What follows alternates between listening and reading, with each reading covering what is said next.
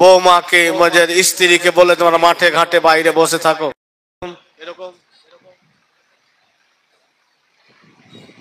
লজ্জা করা উচিত যে নামাজি নামাজ পড়তে আসছে, মাগরিবের সময় হয়েছে, মেয়েরা কোথায় অবস্থান করবে? বাড়ির ভিতরে। না কেমন? আপনারা যখন বিদেশে যাচ্ছেন স্ত্রীকে বলে যাচ্ছে যে নদীর ধারে যে বসবি, রাস্তার ধারে যে বসবি, অমুকের বাড়ি গিয়ে বসবি, এরকম মুশকিল। স্ত্রী হলো আমার স্ত্রী আমার সম্পদ, আপনার স্ত্রী আপনার সম্পদ, কারো জাতীয় সম্পদ না, এটা সরকারি কোন এটা প্রপার্টি না যে ওখানে সবাই বসবাস করবে। ফেসবুকে স্ত্রীর ছবি পোস্ট করছে, কেউ কেউ আবার ফের মাস্তানি করে এই জায়গাখান ঢেকে দিচ্ছে, তাহলে বোঝাচ্ছে যে এই জায়গাটা আমার, বাকিখানি তোমার। না কেমন? আর কতদিন বক্তব্যে বলবো? আর কতদিন এই করে করে কখন তো আমরা কবরে চলে যাব। এই বিড়ি, এই গাড়ি, এই জমি, এই জায়গা, এই টাকা, এই পয়সা, কে আমি মরবো না? আপনি মরবো না? আমার সবাই মরবো। আপনি শুধু মসজিদে এসে ইবাদত করলে আপনার যাবে না। আপনাকে জান্নাতি যদি হতে হয় তো আপনার বাড়ি পর্যন্ত ঠিক করতে হবে।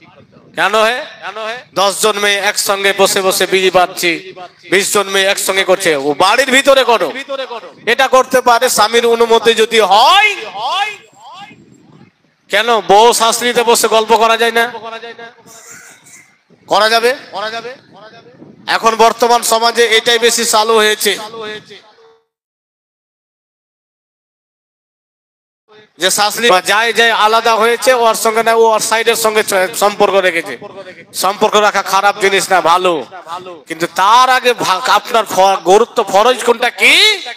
যে আপনাকে আপনার যেটা আত্মীয় আছে তার সঙ্গে সম্পর্ক ঠিক রাখতে হবে। বুকে হাত দিয়ে বলেন যে কোনটা যায় যায় একদম মধুর সম্পর্ক আছে, কোনটা বউ শাস্ত্রীর একদম মধুর সম্পর্ক আছে। ফের দেখছি ওই মেয়েটাই, ওই শাস্ত্রীটাই অন্যর সঙ্গে ভালো সম্পর্ক আছে, বউর সঙ্গে সম্পর্ক ঠিক নাই। ওই বউটার অন্যর সঙ্গে ভালো সম্পর্ক আছে, শাস্ত্রীর সঙ্গে সম্পর্ক ঠিক নাই। কেন? হাদিস ও কোরআন থেকে তো এটাই আসছে যে আগে নিজের ঠিক হতে হবে, আগে বাড়িতে ঠিক হতে হবে, তারপরে তো। কেন মেয়েদের উপরে নামাজ ফরজ নাই? মেয়েরা রাস্তায় বসে থাকবে, আজান হয়েছে, জোহরের আজান হোক, আসরের আজান হোক, মাগরিবের আজান হোক, এশার আজান হোক, ফজরের আজান হোক, কিংবা জুমার আজান হোক, মেয়েরা উপরে নামাজ ফরজ নাই। তো তার মানে কি ওরা কি কাফেরের বোন? ওরা কি কোনো মুশরিক বেদিনের বউ? ওরা কি মুসলমান না? ওর উপরে কি নামাজ ফরজ হয়নি? তোমাকে লজ্জা করা উচিত যদি তুমি নামাজ না পড়তে পাও কোনো কারণে, যেটা শরীয়ত এ করেছে, তবুও তোমাকে গোপনে থাকতে হবে, এটা তোমাকে জানাতে হবে না যে নামাজ পড়তে পাই না। মসজিদে মেয়েরা আসতে পাবে না, এটাও একটা কারণ যে মেয়েদের সপ্তাহে 5 দিন হোক 7 দিন হোক আল্লাহর পক্ষ থেকে মাপ থাকে। তো এখন কার কোন দিন মাপ আছে ওটা স্বামী স্ত্রী জানতে পারছে না। কেমন কথা ভালো করে বোঝার চেষ্টা করবেন। স্বামী স্ত্রী জানতে পারছে। আর যখন যদি মসজিদে সবাই আসতো, একজন মহিলা প্রতিদিন 5 ওয়াক্তের নামাজ পড়ছে, হঠাৎ করে 3 দিন নামাজ পড়বে না, তাকে দেখতে পাবে, তো খবর তো জানবে না। কেমন আল্লাহ এটাকে ইজ্জতটাকে গোপনে রেখেছে। রাসূলুল্লাহ সাল্লাল্লাহু তাআলা আলাইহি ওয়াসাল্লাম এটাকে গোপনে রেখেছে, না হলে উম্মুকের মা এখন এই অবস্থাতে আছে, গ্রামের মুসাল্লিরা আর গ্রামের ইমাম বলে দিতে পারবে। নাউজুবিল্লাহি মিন জালিক। আল্লাহ আমাকে আপনাকে সহ প্রত্যেককে যেন দ্বীন ইসলামের সঠিক বুঝ, সঠিক চিন্তাধারা দান করে। স্ত্রীকে বিড়ি বাঁধাচ্ছেন, আপনার বৌমারাকে বিড়ি বাঁধাচ্ছেন, বিড়ি ক টাকা ইনকাম করে দিচ্ছে সেটা ভালো করে শ্বশুর শাশুড়িরাও জানে। কিছু খালি স্ফূর্তি করার জন্য করছে কিছু কিছু মেয়ে, যে ওই বাহানে বাড়ির বাইরে যাবে, ওই বাহানে কোথাও যাবে, যদি অ্যাকচুয়ালি যারা গরিব আছে, যাদের স্বামী নাই, তারা বিড়ির উপরে অনেক কিছু পরিবারের ডিপেন্ড করছে। অনেক বাড়ি গোপালপুরেও আছে। বড় দুঃখ নিয়ে কাল থেকে নিয়ে চলছি যে আপনারা জানেন ভূতনি থেকে শুরু করে নিয়ে একদম মুর্শিদাবাদের শমশেরগঞ্জ পর্যন্ত নদীর অবস্থা একদম ভয়ঙ্কর রূপ ধারণ করে আছে। যেই জায়গায় শুরু করছে বিঘাকে বিঘা নিয়ে বসে যাচ্ছে। নদী ভাঙন এর আগেও হয়েছে, কিন্তু এই মতো ভয়ঙ্কর রূপ হয়নি। কাল থেকে আমার বাড়ির সামনে আমি আমার ব্যক্তিগত মতে বলছি, যদি নদী কাটে তো আমার একটুকু কোনো ক্ষতি হবে না, কারণ যে আমি মওলানা মানুষ, আমাকে জমি জায়গা চাষবাসের ব্যাপার নাই। মা ফোন লাগালো, কাঁদছে, কি হবে বেটা?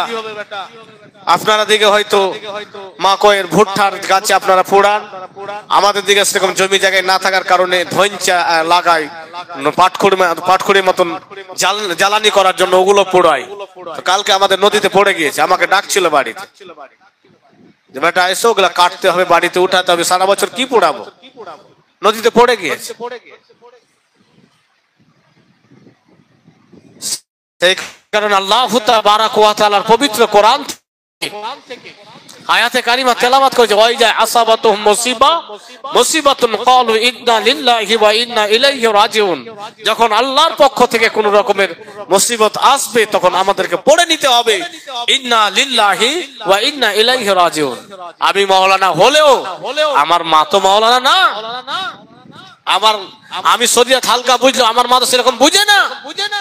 কিন্তু আমি আমার ব্যক্তিগত মতে আমার কোনো কষ্ট নাই নিজের যে, কারণ ওখানে আমার যে জমি জায়গা আমাকে ভাগ নিতে হবে বা কিছু করতে হবে, লাভই নাই।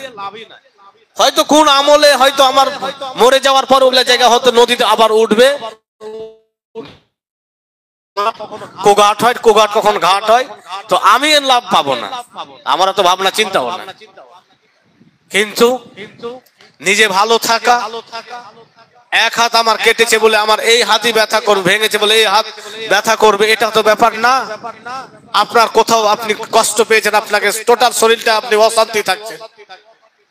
আমার না হলো আমার কোন ভাই, আমার প্রতিবেশী কান্নার এ হাহাকার নেমে গিয়েছে, কান্নাই চলছে বেরাদার। আর এইদিকে নেতা মন্ত্রীরা, সরকার গঙ্গা ভাঙনের লোকদেরকে নিয়ে কোটি কোটি টাকা নিজের বাড়িতে ভরে নিচ্ছে, চিরস্থায়ী কোনো সমাধান করে না। প্রতি বছর যত টাকা ভূতনি থেকে নিয়ে ফারাক্কার পূর্বে মানে উত্তর পর্যন্ত যা খরচ করে, এক একটা মানুষকে 14 বার করে বাড়ি বানিয়ে দেওয়া, জায়গা বানিয়ে দেওয়ার টাকা হয়ে যেত। আমার গোপালপুরে গত বছরে 15 কোটি টাকা বাজেট করেছে 17 মিটারের জন্য। কত মিটারের জন্য? 1700 মিটারের জন্য কাজ করবে। 1700 মিটার জায়গাতে, তো ওই যে 1700 মিটার জায়গার জন্য 15 কোটি টাকা করেছে, বাজেট করেছে। ওই জায়গাকে 14 বার কিনে নিতে পারবে সরকার, ওই জায়গাখানি বাঁচাবার জন্য। কি দরকার? কোনো দরকার নাই। ওই লোকটিকে উঠিয়ে যদি কোথায় কলোনি করে 5 কাঠা করে জায়গা দিয়ে দেয়, তো বাড়ি পর্যন্ত টাকা দিয়ে দিতে পারে। মানে 1700 মিটারে কতটি বাড়ি আছে ওটা তো জানতে হবে।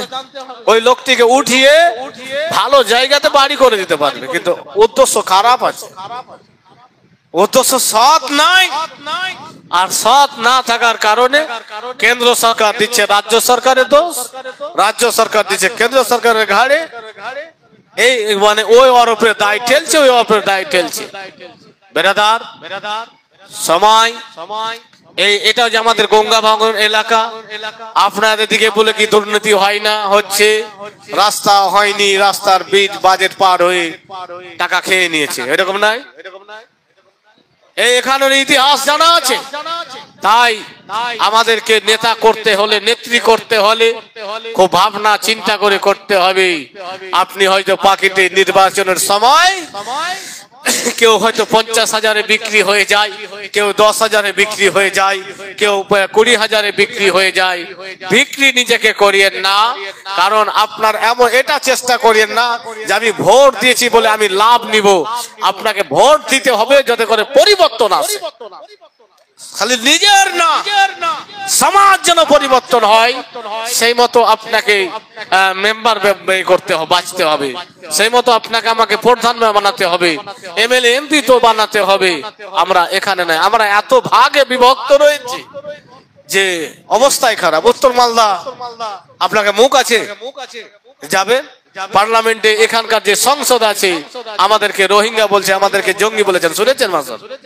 খগেন মুর্মু নাম না শুনেছেন? তার পেজে ঢুকবেন, মোথাবাড়ির যে ঘটনা নিয়ে কথা বলেছে, মাছলাদ সাপ থেকে বিষাক্ত বিষ বের করেছে মুসলমানের ব্যাপারে।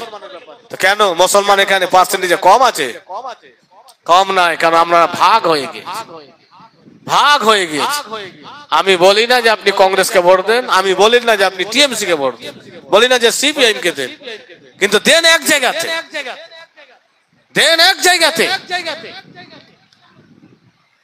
যেই মতো দক্ষিণ মালদার মানুষ সমস্ত পশ্চিম বাংলার মধ্যে ভোট দিয়েছে, সাবধান ভাবে ভাগ হয়নি। ভাগ না হওয়ার কারণে ওখানে বিজেপি আসতে পারে।